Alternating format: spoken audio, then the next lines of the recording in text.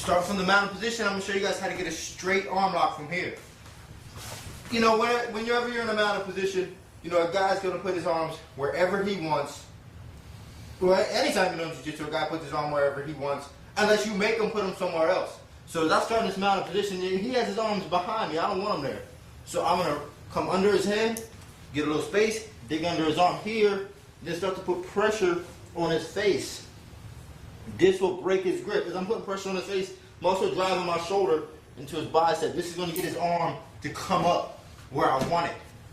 Now, if I do this and I keep my knees up, you'll put yourself in jeopardy of getting rolled. So as you're putting pressure on his face, spread your weight out. Distribute your weight towards his legs as well. So I'm going to stretch my legs out as I'm putting weight on his face here so he doesn't roll me over. Putting pressure on his arm. Now I'm going to come over his arm, over his head rather, and grab his wrist. Then I'm going to figure four my arms.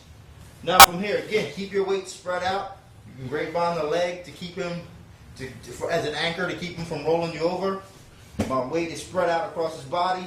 Now, I'm going to put my head on his arm, try to touch my elbows together, and put pressure on his wrist. As his wrist is pushed this way, I'm raising his elbow up in the other direction. I'm also using my head as extra pressure. So I'm getting pressure from my head, my arms, pushing his wrist back, and I'm also raising his elbow up with my other hand. I'm doing fast motion.